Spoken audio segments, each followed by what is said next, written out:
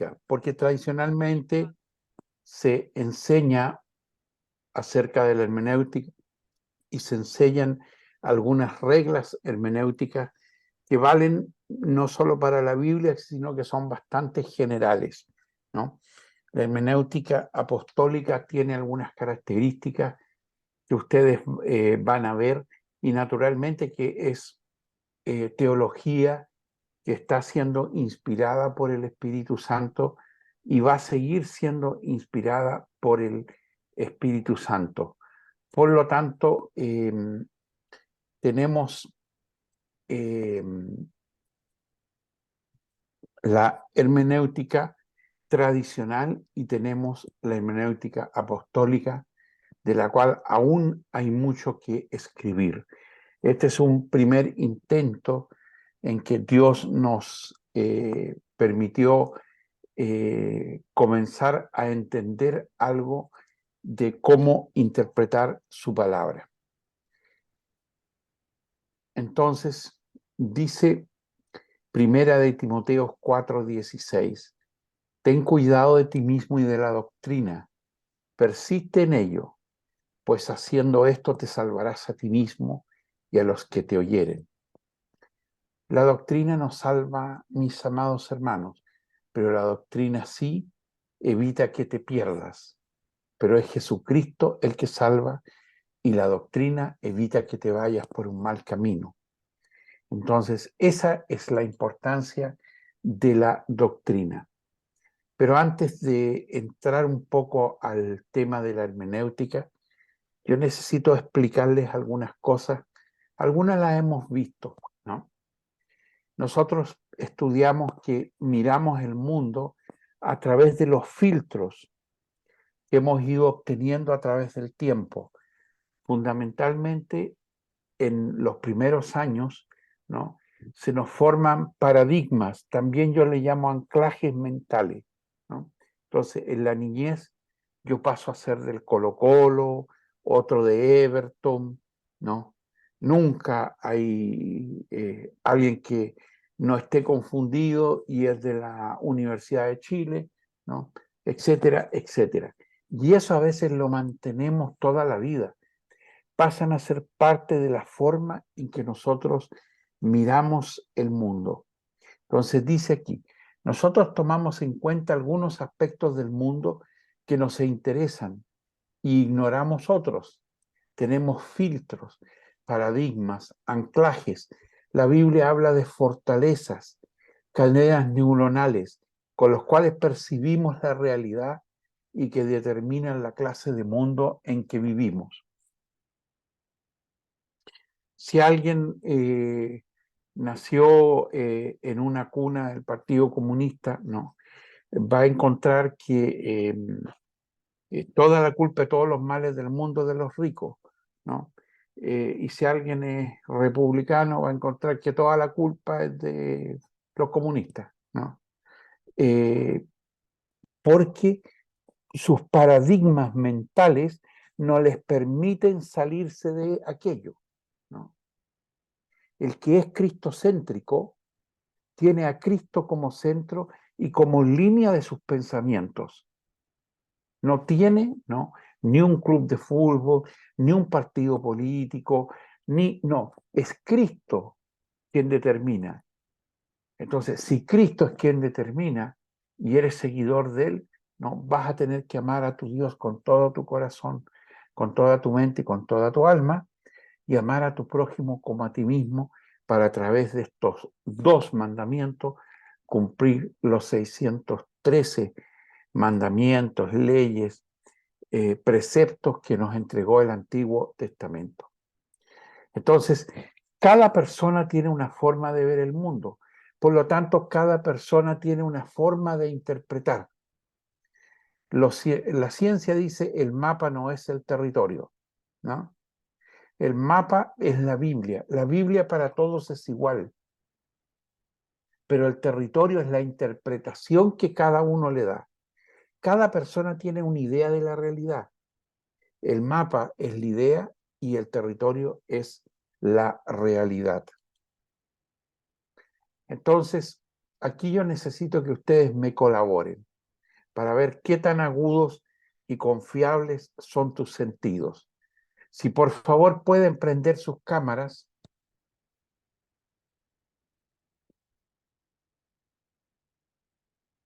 Entonces, se están prendiendo las cámaras. Por favor, les ruego que prendan sus cámaras. Entonces, hermano, escriba el animal que usted está viendo en pantalla. Hermana. Escríbalo, por favor. Ahora, hermano Benja, permítele los micrófonos abiertos. Hermana Ana María Arroyo, ¿qué animal vio usted? Un sapo. Un sapo. Sí. Pastora Mary, ¿qué animal vio usted? Sí, una rana. Una rana, ya. Mi hermano Misael Vega, ¿qué animal vio usted? Una rana también. Ya. Hermano Carlos Bahamondes, ¿qué animal ve usted? La cabeza de un pescado. Pescado, ya. Mi hermana Karim Ramón, ¿qué animal ve usted?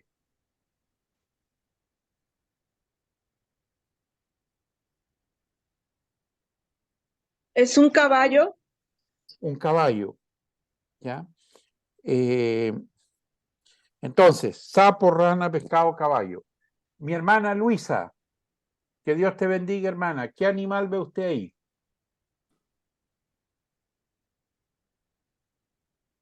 Yo veo un sapo.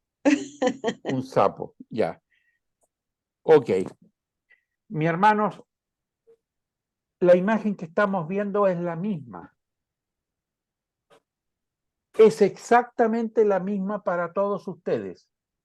Sin embargo, algunos vieron un sapo, otros vieron una rana, otros vieron un pescado, otros vieron un caballo.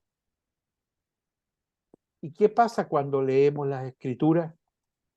Las escrituras son exactamente lo mismo para quien lea, pero algunos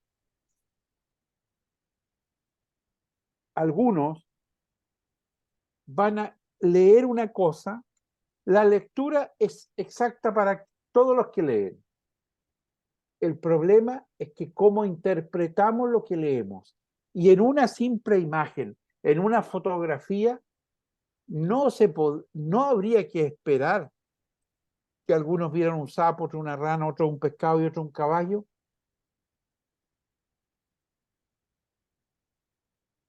Es una simple fotografía. Imagínese un capítulo completo de una Biblia. Si le pedimos a cada hermano que nos cuente lo que leyó. Entonces, por eso es importante la hermenéutica, el arte de interpretar correctamente la palabra del Señor. ¿Y qué tenemos que hacer para lograr eso? Porque nuestra mente es muy limitada. Hermana Katy del Pozo, ¿se encuentra?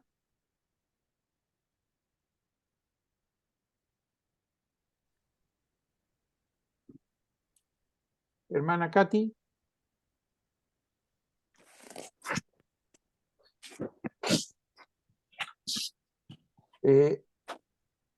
Parece que no. Mi hermano Eddie, ¿qué animal ve usted en pantalla? Un pájaro, pastor. Un pájaro. Hermano Misael, ¿qué animal ve usted en pantalla? Un conejo. Ya. Pero se dan cuenta ustedes de el dibujo es el mismo. Este es más simple el dibujo, es blanco y negro. Y dos hermanos, uno es un pájaro y el otro un conejo. Entonces, mi amado hermano, cada uno ve de acuerdo a los paradigmas que tiene en su mente. Esos son los paradigmas que nosotros tenemos que cambiar para tener los paradigmas de Cristo. ¿Por qué? Para ver cómo Cristo veía. ver a través de los ojos de Cristo. Si no, no vamos a poder doblegar el pecado dentro de nosotros. Necesitamos del Señor. Entonces ustedes se dan cuenta. Mire, ahora los quiero poner una prueba a ustedes. Ya no es uno con otro, sino que a ustedes mismos, para que ustedes vayan entendiendo lo limitado que es nuestro entendimiento. Y dice ahí una simple pregunta. ¿De qué color ven sus ojos los puntos? Blancos y negros. Blanco y negro. Blanco.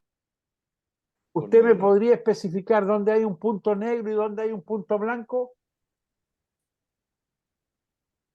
Te vas moviendo. El más pequeño es el punto blanco y el cuadrado yo veo que es negro. Ya, pero cierre los ojos y mire nuevamente. ¿No le aparecen puntos negros donde había puntos blancos? Sí, Sí, pastor. Esto es una prueba consigo mismo. Entonces, bueno, son blancos o negros porque sus ojos y su cerebro está interpretando esto y su cerebro le está dando información a usted que no es correcta. Los puntos son blancos. Pero yo le aseguro que su cerebro le transmite que también hay puntos negros. Sí. Entonces, mi hipercerebro, ¿no? Que memoriza, pero la Biblia al revés y al derecho. Ante una simple prueba, ante una simple foto, yo aquí estoy viendo puntos blancos y puntos negros y se me cambian de lugar como si los puntos se movieran. Entonces, a lo mejor mi cerebro no es lo que yo pensaba que era. Y ni siquiera estamos hablando de un texto bíblico, son imágenes fáciles de interpretar. Pero al punto que yo voy es lo limitado que yo soy como ser humano. Entonces, de alguna manera, tengo que poner algunas reglas, cómo mirar, cómo leer, cómo comprender lo que Dios quiso decir. Porque si no, voy a interpretar cualquier disparate. Y la verdad que a veces uno escucha cada disparate, amado hermano, hay, hace como un mes atrás, un hermano me paró en el hall porque quería discutir conmigo acerca de que él, según él, la Tierra era plana. Pero no me lo dijo al principio, pero yo lo capté inmediatamente que él era un terraplanista. Entonces hay hermanos que creen que según la Biblia dice que la Tierra es plana. Entonces yo inmediatamente le dije, mira hermano, tú me quieres llevar al tema de que la Tierra es plana. Para serte honesto, hoy día no tengo tiempo, pero te puedo enviar un trabajo que hice hace un tiempo atrás sobre eso, léelo, pero él me seguía argumentando. Él estaba totalmente convencido que la Tierra era plana. En algún momento le dije, la Biblia no es para discrepar, mi amado hermano, porque no, yo tengo una paciencia infinita, pero yo sé cuando no tiene sentido discutir. Pero en muchos casos no hay que discutir, hay que aportar los argumentos que permitan a un hermano tomar las decisiones correctas. Puedes confiar en tus sentidos, entonces, ¿se podrá o no? Porque hay algunos que dicen, ¡oh! Que son mayonesa, ¿no? Y dice, hoy, pero yo me siento tomate ketchup. Y yo tengo que aceptar que es amarillo, huele a huevo, se ve aceitoso y se cree tomate ketchup. No, po. En ese caso es obvio que el hermano, los sentidos le están fallando. Mire, los hermanos que tienen anorexia y hermanas, una gran parte de ellos se encuentra extremadamente gordo aunque estén en los huesos. Ellos sienten que están gordos y se miran en el espejo y se encuentran gordos. No, es una enfermedad y hay que tratarla. Parte de estas cosas funcionan, mis amados hermanos, tenemos el hemisferio cerebral izquierdo y el hemisferio cerebral derecho, ¿no? En general, los hombres ocupamos más el hemisferio cerebral derecho y las mujeres el hemisferio cerebral izquierdo. Es importante que un cristiano sea equilibrado. Es importante para nosotros como varones ocupar el hemisferio cerebral izquierdo también. Y para las hermanas ocupar el derecho, aunque ellos eso lo hacen, transitan con mayor rapidez entre un hemisferio y otro. Los pedagogos le pueden hacer llegar ya a ustedes el PowerPoint porque ya está en sus manos, ¿no? Aquí hay una descripción de los dos hemisferios. Evidentemente que el hemisferio izquierdo es más intelectual y el hemisferio derecho es más subjetivo y sentimental, ¿no? Esta es una prueba donde yo les hago pelear el hemisferio izquierdo con el derecho. Se les va a transmitir una información incorrecta a través de los ojos, van a decir una cosa y otra parte del cerebro va a decir otra. Y vi al hermano Nelson por ahí. Hermano Nelson, ¿te encuentras? A ver, mi pastor. Ya, yo necesito que tú leas rápidamente de arriba hacia abajo, pero en vez de leer, me basta tener que decir el color. ¿Ya? ¿Ya? Sí. Entonces, el primero, en vez de verde, me tienes que decir azul. Ok. Ya, sigue hacia abajo, pero rápido. Verde, naranjo, azul, morado y azul. ¿Todos o las tres corridas? Todos, todos. Ya, rojo, amarillo, verde, azul, rojo, verde, rojo, negro, rojo, Ya, amarillo y rojo. te equivocaste en varias. ¿Sabes por qué o no? Porque se produce una contradicción entre ambos hemisferios. Sí. Entonces, eso indica, ¿no?, lo limitado que son nuestros pensamientos. Hay contradicciones que se producen. Entonces, el ser humano es extremadamente limitado. ¿Ustedes ven moverse esta figura o no? ¿O está estática? La ¿Se veo mueve? estática yo. Ya, no voy a poder hacer una prueba. Esta es una prueba para ver qué parte del cerebro ustedes ocupan. Algunos, esta figura va a girar hacia la izquierda y los otros va a girar hacia la derecha. Bueno, si gira hacia la derecha, ¿no?, es porque ocupas el hemisferio derecho como tu hemisferio central. Y si gira hacia la izquierda, es al revés, ¿ya? Pero no se puede porque el programa no lo capta. Pero no importa. Entonces, amado hermano, nos podemos equivocar. Nuestro sistema de percepción es muy limitado. Incluso la iglesia completa se puede equivocar. La iglesia imperial romana sostenía que la Tierra era el centro del cosmos y que todo giraba alrededor de la Tierra. Hoy día sabemos, ¿no?, que nosotros giramos alrededor del Sol. En 1610, Galileo invitó a unos curas a mirar por el telescopio que había obtenido en Holanda, primera nación protestante, entre paréntesis. Algunos de ellos no quisieron mirar por miedo a ver algo que desmintiera las interpretaciones de las escrituras por filósofos medievales. Preferían quedarse en el mundo seguro de la tradición. Aunque fuese falso, antes de aventurarse a descubrir algo nuevo que contradijese las interpretaciones de la época. La palabra de Dios, amados hermanos, no contiene errores. Las interpretaciones humanas están llenas de errores.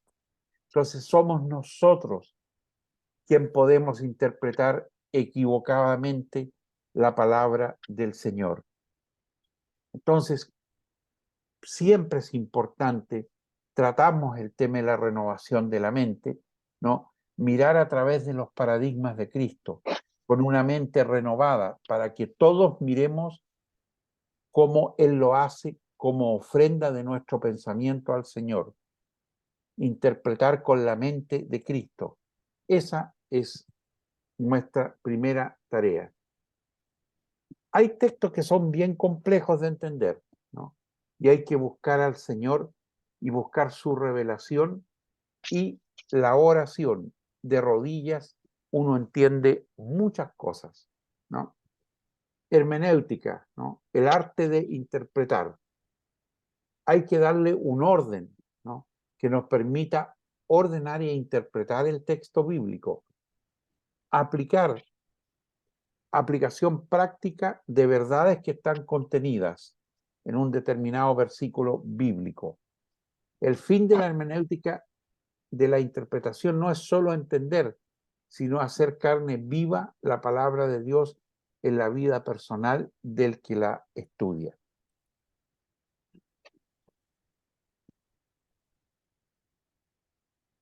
En la palabra de Dios hay algunas situaciones que necesitan interpretación adecuada, sin las cuales es imposible entender el mensaje del Señor.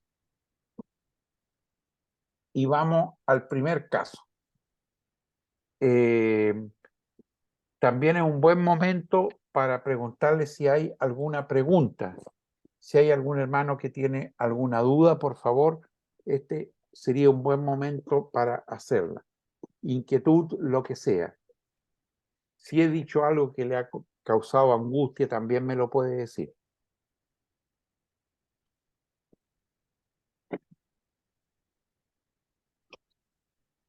¿No hay preguntas? En el WhatsApp, Pastora Mary, tampoco hay preguntas. No, pastor. Ya. Este versículo que está en Deuteronomio 22:5 dice lo siguiente: no vestirá la mujer traje de hombre, ni el hombre vestirá ropa de mujer, porque abominación es a Jehová tu Dios cualquiera que esto hace. ¿Alguien no ha escuchado este versículo alguna vez? ¿Todos lo han escuchado? Sí, Sí. pastor. Todos lo han escuchado, ¿no es cierto? Hay iglesias en las cuales usted no puede subirse al púlpito si anda con pantalones una hermana, porque es desobediencia a Jehová. Las iglesias pentecostales en este sentido, casi todas condenan el pantalón, excepto en Escocia. En Escocia no hay problema que un pastor se suba a predicar con falda. Pero ¿cómo, pastor? Sí, pues. Ahí no hay ningún problema que un hermano pastor predique con falda. Y la razón es bastante evidente, porque allá los varones ocupan falda. Entonces, el ocupar falda allá es abominación a Jehová tu Dios. Entonces nosotros tenemos que tener cuidado. Hay una enfermedad, mis amados hermanos, que es la enfermedad del versiculismo. Hacer doctrina de un versículo y tomar posturas a través de un versículo. Eso es una grave equivocación. Es una gravísima equivocación. Toda la Biblia es verdad. Los versículos que apoyan lo que yo digo como los que no lo apoyan. Y la interpretación, el objetivo es que te ayude a ubicar los diferentes versículos y ubicándolos, ¿no?, tú puedas generar respuestas, pero respuestas que sean coherentes, ¿no? Porque yo no puedo decirle a una hermana, ¿no?, sacar de contexto algo que fue escrito 3.000 años atrás, ¿no? Y que existía una prohibición. Pero en esa época ambos usaban túnicas. Entonces, cuidado con el versiculismo. Ese es un infantilismo que al principio tenemos. Tirar los versículos a la mesa como si estos fueran generadores de doctrina, ¿no? El famoso versículo, mujer, guarda silencio en las congregaciones, ¿no? También parte, sobre todo en países donde hay tradiciones machistas muy fuertes, ¿no?, los hermanos ocupan esos versículos, ¿no?, para sostener su machismo, pero Dios no era lo que Dios quiso, no era lo que Jesús vino. Lo primero que tenemos que ver cuál era el uso cultural de los tiempos en que fue escrito el pasaje. Otra cosa que es muy importante, ¿de qué manera se ratifica algo? Existen otros mandatos en el contexto que tengan la misma aplicación que el pasaje de referencia. Entonces me está diciendo en los evangelios, ¿existe algo que ratifique a Deuteronomio 22:5? En el Nuevo Testamento, ¿existe algo que ratifique a Deuteronomio 22:5? Aspectos a considerar: los hombres y las mujeres de la actualidad están usando la ropa que usó el pueblo hebreo en el desierto. ¿Su aplicación es de carácter universal o es de carácter temporal, ¿no? Miren, hay otro versículo en Deuteronomio 22, 11 y 12 que dice: no vestirás ropa de lana y lino juntamente, te harás fleco en las 4 puntas de tu manto con que te cubras.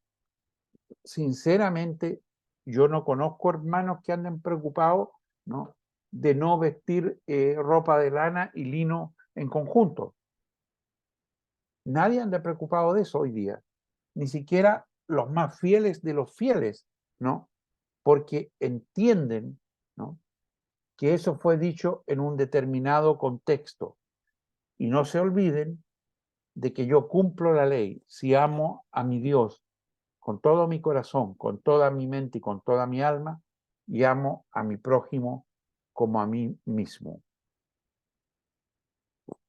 Entonces, ¿qué es la hermenéutica apostólica? En primer lugar, en la hermenéutica apostólica confiamos en Dios y en su revelación. Sin Dios nada somos. Eso es lo primero que debemos entender. En segundo lugar, sin oración y sin una vida íntima con el Señor, corremos el riesgo de interpretar las Escrituras de manera intelectual. Necesitamos, mis amados hermanos, para entender la palabra, necesitamos de esa vida íntima con el Señor y necesitamos de la oración. Es imposible entender la Biblia si Dios no nos da iluminación para hacerlo. Es imposible tener iluminación y revelación sin tener una relación íntima con Dios. Necesitamos de una relación íntima con el Señor, ¿no? La iluminación no es solamente que Dios te vaya a dar, no, también implica un estudio diligente de la palabra, como orar. Sin oración, mi amado hermano, va a ser muy raro sin esa postración y esa relación íntima que usted reciba, ¿no?, iluminación. Pero para que usted reciba iluminación, usted tiene que tener un estudio diligente de la palabra. Usted va a entender a Dios a través de su palabra, de su profeta mayor, que es la Biblia. Las cosas de Dios son espirituales, por lo tanto, primero el espíritu. Volveos a mi reprensión, he aquí yo derramaré mi espíritu sobre vosotros y os haré saber mis palabras. Respondió Jesús, de cierto te digo, que el que no naciere de agua y del espíritu no puede entrar al reino de Dios. Por lo tanto, nosotros tenemos que buscar del Señor, buscar la intimidad del Señor en el espíritu. Vamos a avanzar. La palabra de Dios es espíritu. Un discípulo jamás debe acercarse a la escritura con pensamientos preconcebidos, buscando lo que él quiere que diga. Siempre se debe aceptar lo que la palabra dice por encima de nuestras consideraciones personales. ¿A cuánta gente yo veo buscar versículos para sostener lo que el mundo puso en su mente? Entonces está usando la Biblia, ¿no? No está dejando que Dios hable a su vida. Esa es la manera más incorrecta de leer la palabra. Nosotros debemos, por eso es necesario orar antes de leer, tener intimidad con el Señor, apartarnos para Él, sacudirnos del mundo. Y una vez que nos hayamos sacudido del mundo, leer sin prejuicio la palabra del Señor, tratando de que nuestros paradigmas sean los de Cristo, porque nuestra comprensión del texto definitivamente va a ser diferente si lo hacemos de esa manera. Muy importante que un discípulo sea dependiente de la palabra. El Espíritu Santo inspiró a cada uno de los 40 escritores que están en la Biblia. Iluminó su mente y los llevó a estudiar la palabra. Los que escribieron el Nuevo Testamento estudiaban el Antiguo Testamento. Y muchos de los que escribieron el Antiguo Testamento tenían la ley y la estudiaban. Ya, ahora vamos a comenzar entonces con algunas reglas de interpretación hermenéutica. Si usted desea entender la Biblia, lo primero que tiene que hacer es orar, tener intimidad con el Señor, apartar sus pensamientos de las ideas del mundo, ¿no? El segundo concepto, mi amado hermano, yo quiero que aquí me preste mucha atención. Mire, la Biblia es un todo. Toda la Biblia es verdad. Siempre en la Biblia usted va a encontrar pasajes que quizás usted no va a estar de acuerdo. Dios nos dice que toda su palabra es verdad. Pero Dios también nos dice que Él no abolió el Antiguo Testamento, pero lo cumplió. Entonces, y me da formas de cumplir la ley. Yo sé que yo estoy bien ante el Señor si yo amo a mi Dios con todo mi corazón, a mi mente, y amo a mi prójimo como a mí mismo. Porque el que ama de esa manera no va a poder hacer algunas cosas, no va a poder desatinarse en tantas cosas que a veces como cristianos nos desatinamos. Mi hermano Carlos Sáez tiene una pregunta. Sí, pastor, una consulta sobre el título dice reglas de interpretación herméntica o un error en el tipeo. Error de tipeo. Ya, Error de pastor. tipeo. Era Debe decir hermenéutica. Ya, listo. Gracias, pastor. De nada. Entonces, mis amados, la Biblia es un todo. Creo que después tengo que darles algunos ejemplos sobre esto. Este es un paseo general en principio. 3, considerar el contexto en el cual algo fue dicho. Es más que obvio, ¿no? Después lo vamos a tratar. 4, la Biblia se explica a sí misma y lo hace a través de pasajes paralelos. Vamos a ver qué son los pasajes paralelos. Siempre en la Biblia vamos a encontrar pasajes paralelos que son muy similares o idénticos al que estamos leyendo. Y quinto, examinar el sentido literal o sentido figurado. Puede que algo no sea literal. Entonces, a veces nosotros creemos que todo en la Biblia es literal. La verdad es que no es así. Las parábolas a menudo son en sentido figurado, ¿no? En la iglesia decimos, tal cosa es figura de tal cosa. No sé si usted lo habrá escuchado. Entonces ahí estamos diciendo, esto es en sentido figurado. También se puede decir alegóricamente, es una palabra teológica. Entonces, comenzamos ahora la descripción. En esto voy a ser cortito, ¿no? Orar, tener intimidad con Dios, pedirle iluminación sobre su palabra. Hay cosas que intelectualmente son extremadamente complejas de entender, pero Dios nos puede hacer entender su palabra. La Biblia es un todo, ¿no? Comprensión global, no versículo a versículo. Esa es una enfermedad que se nos metió en el mundo evangélico, ¿no? Y creemos que la Biblia, con un versículo, hacemos doctrina. Eso es muy, muy equivocado. Necesitamos, déjenme ver si traigo ejemplos acá en este Power. Parece que no. Ah, sí. Ya. Sí, hay un ejemplo. Primero, algo acerca de los capítulos y los versículos. Y no se me vaya a caer de espalda. Los capítulos y los versículos no son bíblicos. Dios no los puso. ¿Pero cómo, pastor? Sí, pues. Dios no los puso.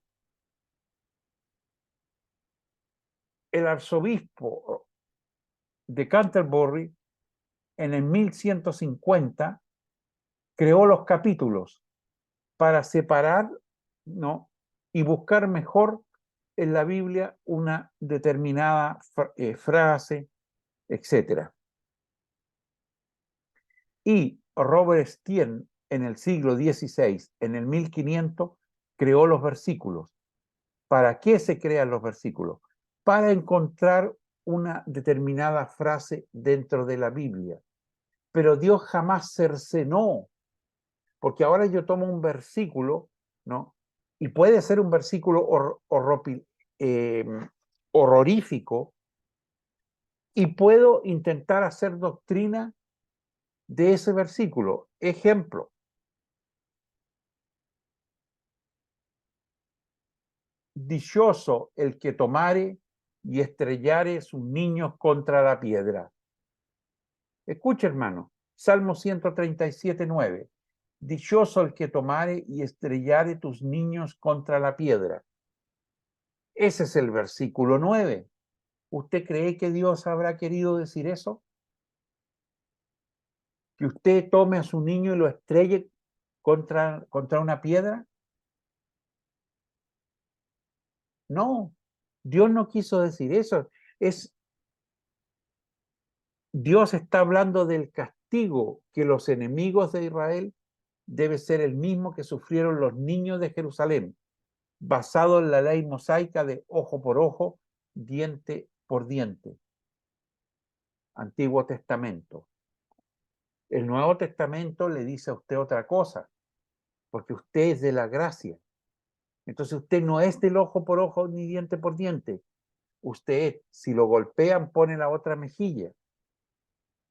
Qué difícil, ¿eh? Complejo. No es fácil ser cristiano. No. Ni en el matrimonio. Entonces, tenemos primero orar, ¿no? luego entender que la Biblia es un todo. Todo lo que está en la Biblia es verdad. Les voy a dar un ejemplo, porque no está acá. Dentro de la iglesia tenemos muchos hermanos que son pablistas. Y hay muchos otros hermanos que siguen y les gusta mucho el apóstol Santiago. Entonces uno dice, y tenemos un hermano predicando, ¿no? Y va a predicar, ¿no? Que se es salvo, el justo por la fe vivirá. Y va a hacer una prédica que la fe, que la fe, que la fe, que la fe. Y va a decir que las obras no tienen ninguna importancia. Y después va a haber otro hermano y va a predicar una frase de Santiago, que sin obra la fe es muerta. Y van a estar discutiendo desde el púlpito.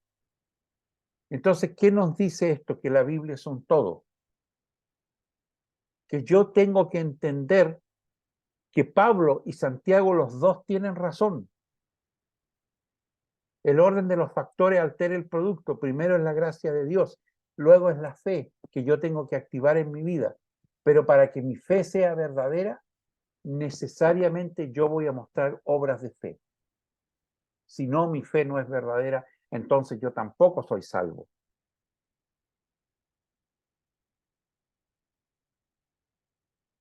No es un requisito para ser salvo ir a la iglesia.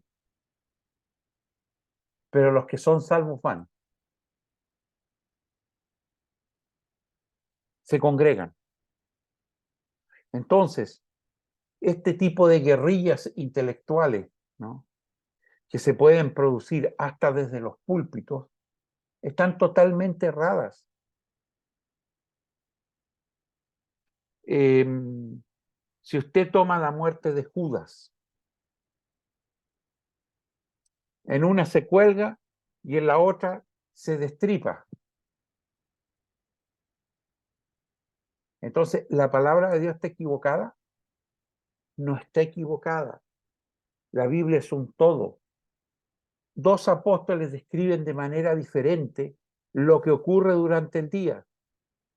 Judas efectivamente se colgó, pero se colgó en Israel en un momento en que el rigor mortis, ¿no?, con todo el sol, lo hizo hincharse como sapo.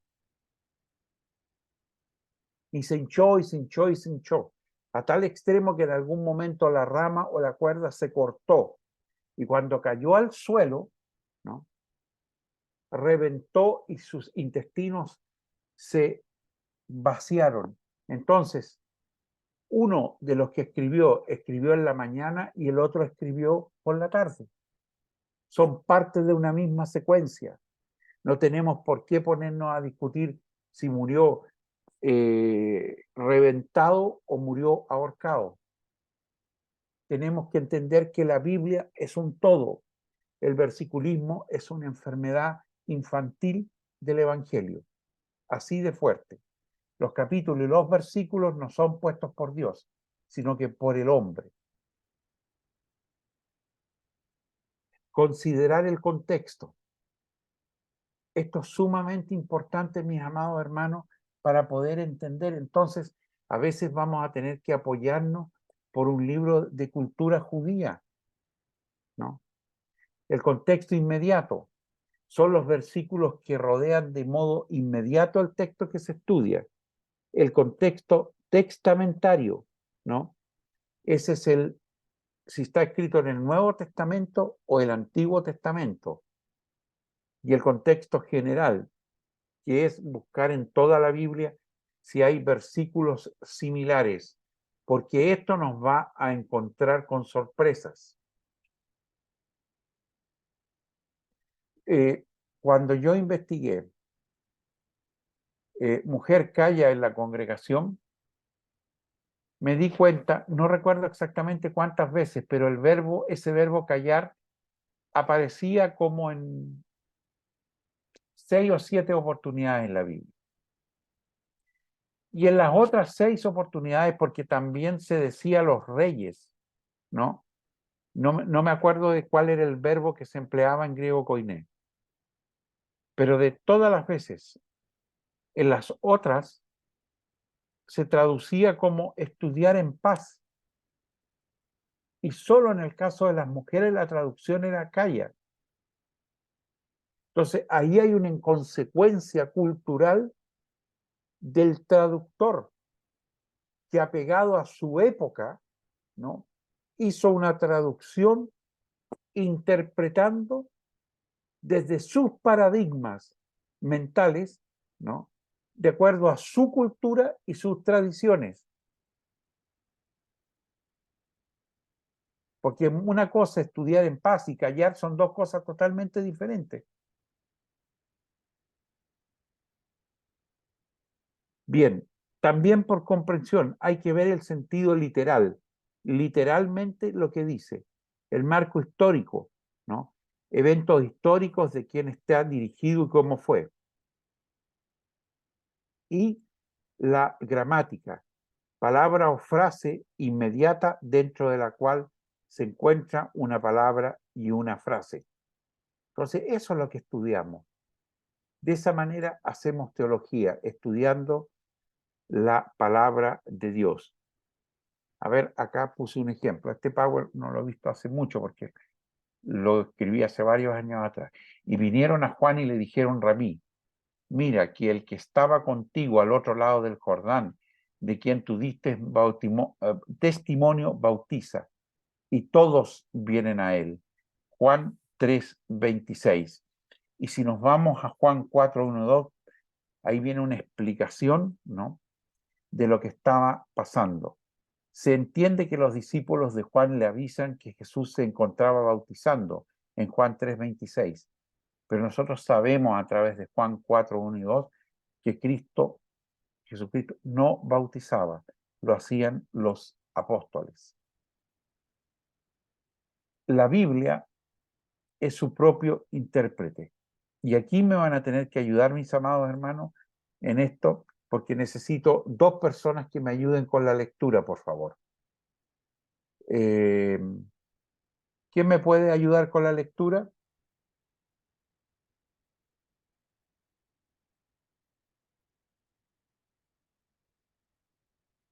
Amén, yo, pastor. Hermana Ok. Grace. Ya, pues, hermana Grace. Léame en Marcos, por favor, capítulo 4, del versículo 13 al 20. Ahí al tiro.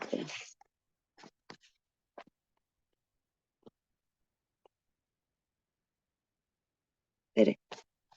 Disculpe. Deme un segundo, ¿podría decirle a la otra persona?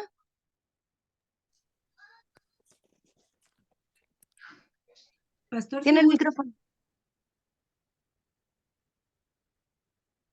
yo, pastor, si quiere. Pastor tiene el micrófono apagado. ¿Con quién hablo? Yo, Catalina. Ya, hermana Catalina, entonces, por favor, si usted puede leer Marcos 4, 13, 20. Dice, y les dijo, ¿no sabéis esta parábola?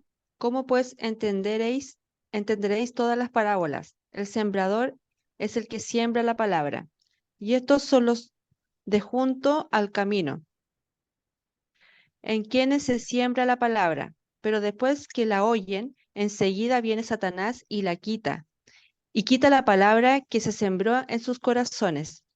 Estos son asimismo los que fueron sembrados en pedregales, y los que cuando han oído la palabra, al momento la reciben con gozo, pero no tienen raíz en sí, sino que son de corta duración, porque cuando viene la tribulación o la persecución por causa de la palabra, luego tropiezan.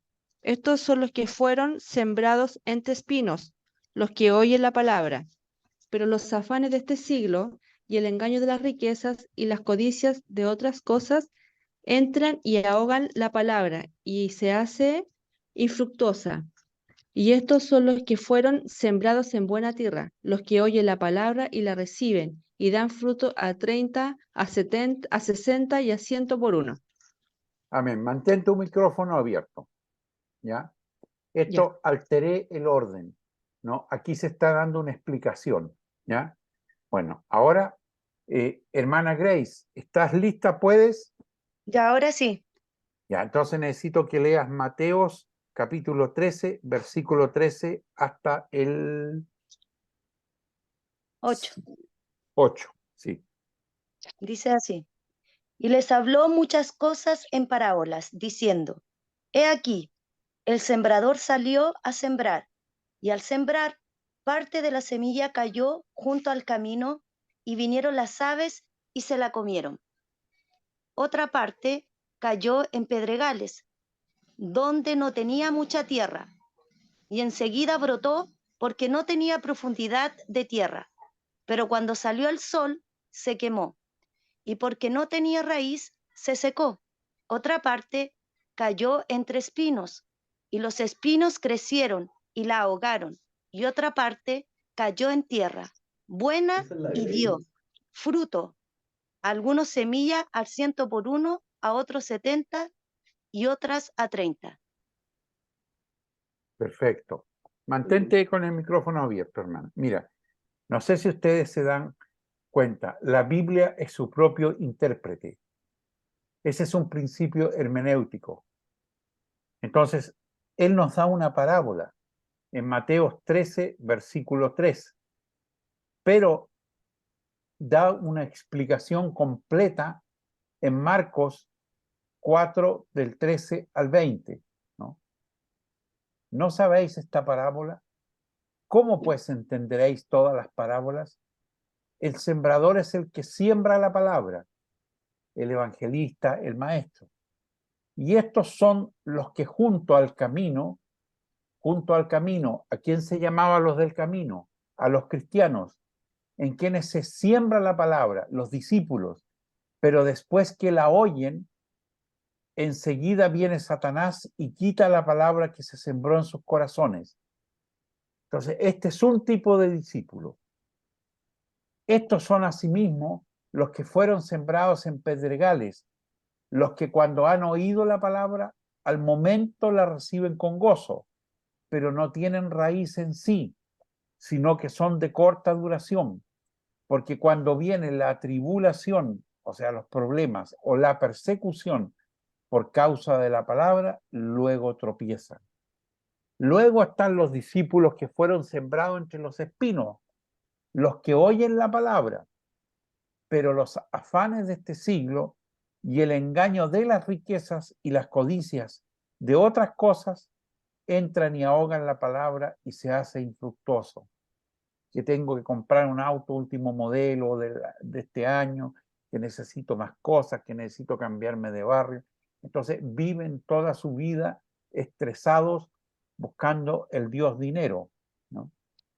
Ese tipo de discípulos también existe, pero están los discípulos que fueron sembrados en buena tierra, los que oyen la palabra y la reciben y dan fruto al 30, al 60 y al 100 por 1. Entonces, mis amados hermanos, tarea, leer la palabra del sembrador, que está en Mateo 13:3, y también leer en Marcos 4 del 13 al 20 y Mateo de 13 al 18, porque en ambos versículos se explica, porque la Biblia siempre se explica a sí mismo, generalmente a través de un pasaje paralelo. Ejemplos, y esto se los doy para la casa, ¿no? Ustedes pueden revisar cada uno de estos ejemplos, donde la Biblia se explica a sí misma. Mateo 3, de 13 al 17, se explica en Marcos 1, del 9 al 11. Mateo 3, 13, del 3 al 8, se explica en el mismo Mateo 13, del 18 al 23. Mateo 13, 3, 8 también se explica en Marcos 4, 13 al 20 y en Lucas del 8, del 11 al 15, ¿no? Entonces, estos les pido que ustedes lo revisen, ¿no? para que vayan viendo que siempre o a menudo, muy a menudo, ustedes pueden encontrar un versículo paralelo que explica. Entonces, el cuarto punto de la hermenéutica apostólica es que la Biblia se explica a sí misma y lo hace a través de versículos paralelos, pasajes paralelos, ¿no? Primero, uno busca en el capítulo si hay alguna referencia o un pasaje paralelo.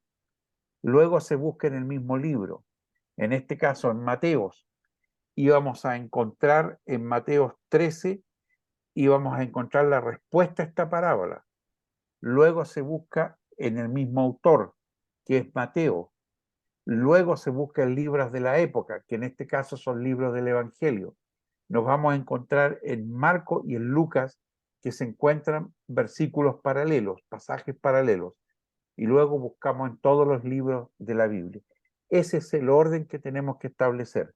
Una vez que hemos hecho esto, ya podemos tener una idea de cómo y estar más seguro de lo que nosotros estamos leyendo, que no sea un pasaje aislado, ¿no? Que yo pueda sacar de contexto, sino que sea ratificado por la misma Biblia, ¿no? Entonces busco dentro del capítulo me voy al libro, del libro me voy al autor, luego un libro de la misma época y luego la Biblia completa. ¿Y quién mató a Goliat? ¿Alguno de los hermanos, por favor, que me pueda ayudar?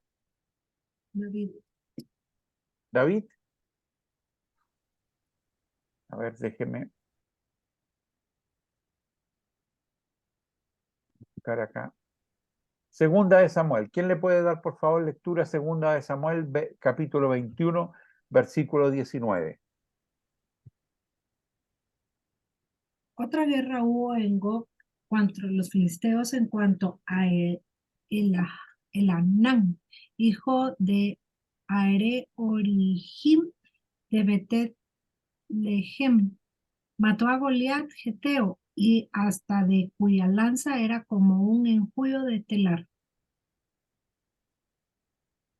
¿Quién mató a Goliat?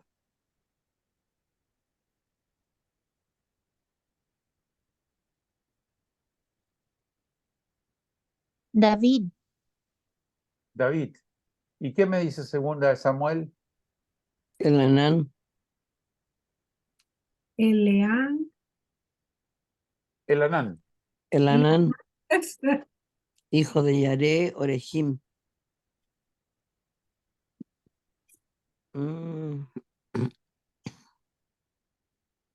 Contextualizar, amados hermanos.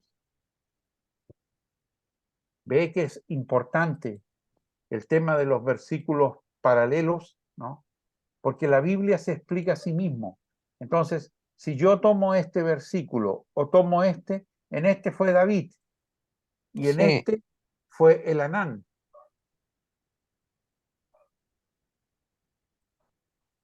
Bueno, veamos pues. Veamos Segunda de Samuel 21, 19, ¿no? ¿Qué es lo que buscamos acá? Que versículos paralelos nos ayuden a entender. Y en otra batalla hubo contra los filisteos, también en Gob.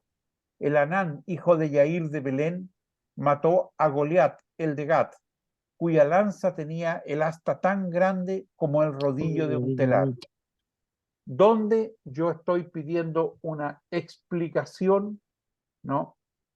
Es en el versículo paralelo que aparece en Primera de Crónicas 25, porque se refiere al mismo incidente que narra Segundo de Samuel. Dice, volvió a levantarse guerra contra los filisteos, y Elanán, hijo de Yair, el mismo Elanán que aparece en Segunda de Samuel 21, 19, mató a Lamí, hermano de Goliat Geteo. No mató a Goliat Geteo, mató al hermano. Elanán mató al hermano de Goliat Geteo. el asta de cuya lanza era como un rodillo de telar. La Biblia se explica a sí mismo. Entonces usted no puede tomar un versículo en forma aislada y convertirlo en doctrina porque puede estar totalmente equivocado. Y por último, examinar el sentido literal del sentido figurado. Bueno, aquí hay varios ejemplos, ¿no?, que yo les pido que ustedes estudien. Yo voy a usar uno como ejemplo acá. Creo que la tengo en la diapositiva, ¿no? Esto me encanta. Babilonia. Por favor, ¿alguien le puede dar lectura a Segunda de Reyes, capítulo 24, versículo 10?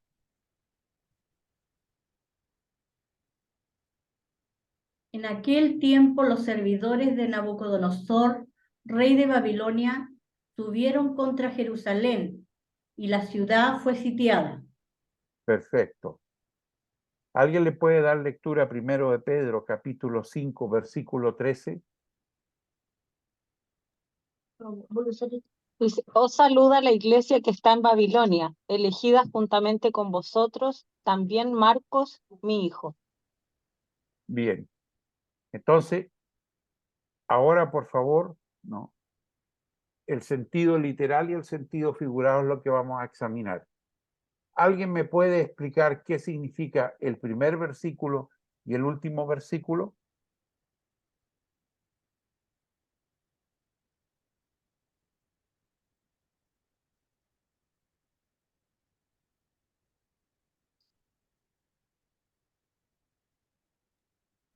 Que uno habla sobre el rey de Babilonia ¿Ya? y lo otro habla de la geografía. ¿Ya? Podría ser, pero no es.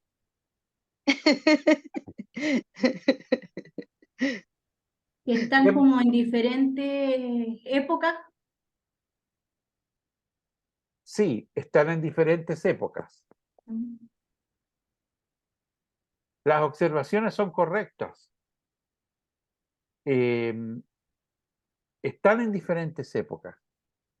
Segundo de Reyes era la época de Nabucodonosor, rey que llega a Jerusalén y en Jerusalén le saca los ojos a Josías, si es que no me equivoco, el último rey judío, pero antes de sacarle los ojos, degolla a sus dos hijos, para que lo último que vea el rey de Judá y rey de Jerusalén sea que sus hijos son degollados. Bueno, de esa crueldad era Nabucodonosor. Rey de Babilonia.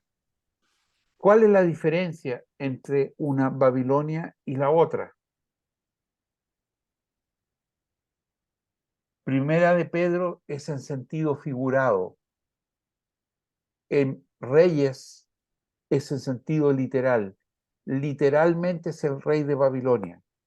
En cambio, en Primera de Pedro, los apóstoles tenían una cosa que se llamaba un código secreto. Cuando se referían a Roma, no hablaban de Roma, sino que hablaban de Babilonia, para no ser perseguidos por los romanos. Entonces, lo que aquí está, ¿no?, es lo siguiente: os saluda la iglesia que está en Roma, elegida juntamente con vosotros, también Marcos, mi hijo. ¿De quién está hablando Pedro? De Juan Marcos, ¿no?, que posteriormente escribiría Marcos del Nuevo Testamento, que sería obispo de Alejandría y que sería el discípulo que se cruza después del renacer, después de volver a la vida de Cristo Jesús. De ese Marcos habla aquí el apóstol Pedro. a quien consideraba su hijo y que se encontraba con él en Roma. Entonces, a veces la Biblia tiene un sentido literal y un sentido figurado, ¿no? Cuando, por ejemplo, dice, así dice el Señor, ahí es literal. Pero en muchos casos es absolutamente sentido figurado. Figurado, ¿ya? La comprensión de la palabra está sujeta a muchas variables que permiten una interpretación correcta o incorrecta de esta. Por lo tanto, para hacer la lectura adecuada es esencial tener intimidad con el Señor y pedir revelación al Espíritu Santo para que por medio de esta tengamos de él la inspiración necesaria y así poder interpretar la palabra y ver lo que el Señor nos quiere mostrar. Para esto debemos salir del nivel de oyentes y pasar al nivel de discípulos. Un discípulo no es solamente un seguidor, es alguien que también busca ser enseñado y guiado por la palabra.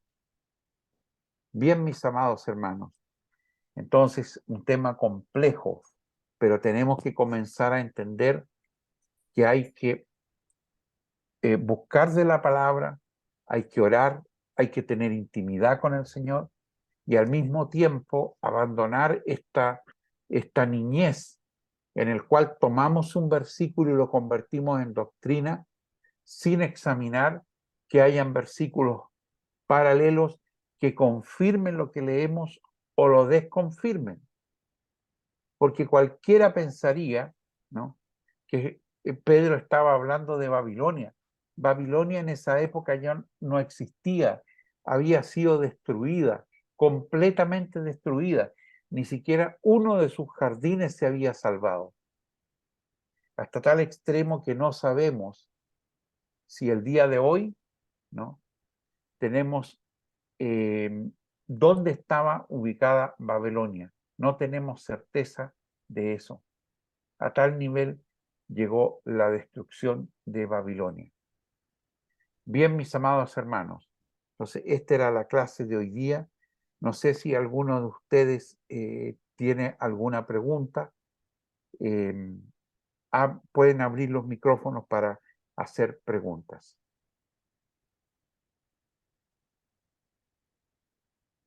Hermana Jessica, que Dios te bendiga.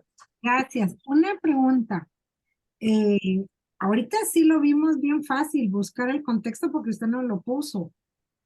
Pero a la hora de buscarlo nosotros, ¿cómo nos podemos ayudar? O cómo, porque el conocimiento que usted tiene es bárbaro. Y ahorita lo vemos, pero ya cuando nos toque a nosotros buscar el contexto, ¿cómo podemos hacer para encontrarlo? Ya. Bueno, ayuda mucho la lectura bíblica permanente. Eso es absolutamente indispensable.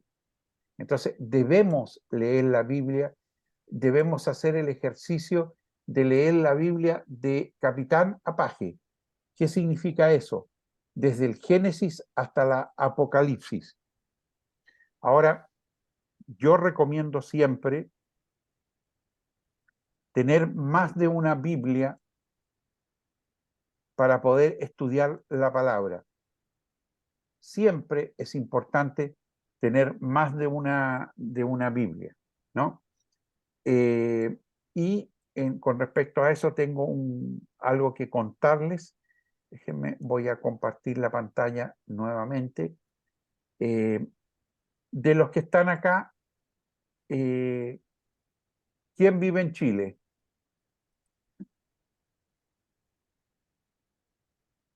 ¿Aló? Yo, pastor. Ya. Yo. Ya. Yo también. Yo, pastor. Ya. Para los que viven en Chile, ¿no?, les tenemos una sorpresa que todavía tenemos que ver cómo lo vamos a compartir, si lo vamos a transmitir o no, porque tengo una invitación que hacerles a ustedes.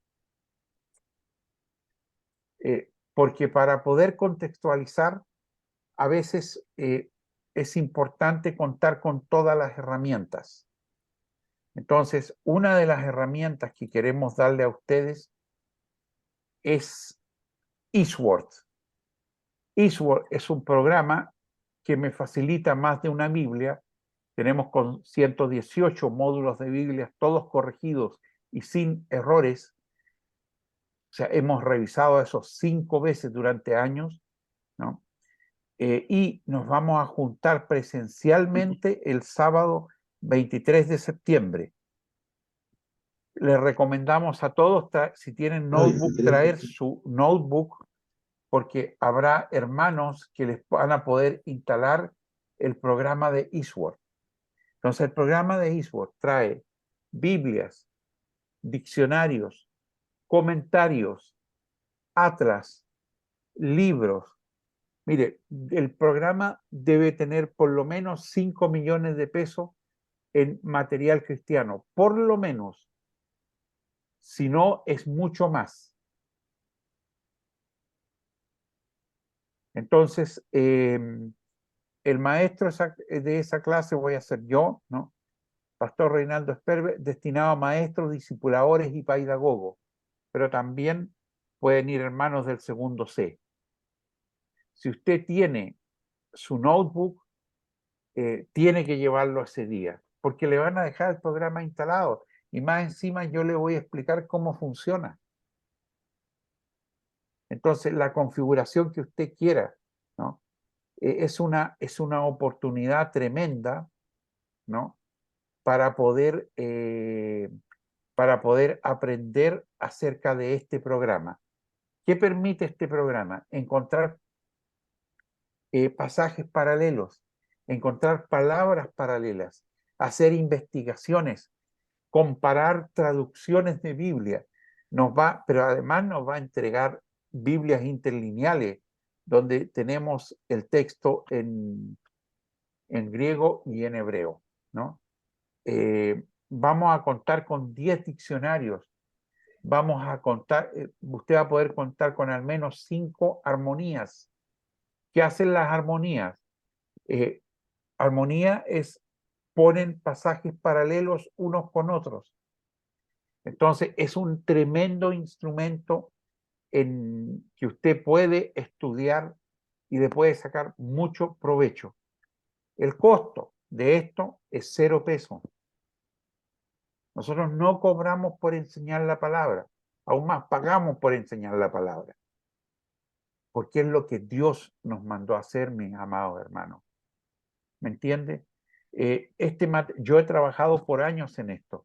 Si yo les enfoco hacia ese lado, que tengo de todo, se van a encontrar con una colección de Biblias, pero tremenda, ¿no? Son varios millones de pesos. Yo no edito nada digitalmente que yo no tenga en papel, ¿no? Y además hemos conversado con las editoriales y nosotros podemos ofrecer ese material para que ustedes lo estudien, porque para estudio nos permiten reproducirlo, pero jamás para venta. O sea, la mayoría de este material tiene copyright, ¿no? Y eso significa que lo podemos usar para estudio, pero no estamos autorizados para venderlo. Eso sería un delito ante los ojos de Dios y ante la ley de los humanos. Yo en algún momento tuve un cuestionamiento serio hacia las editoriales cristianas. Mi amado hermano, si quieres, da fin a la grabación. Mi hermano Benja.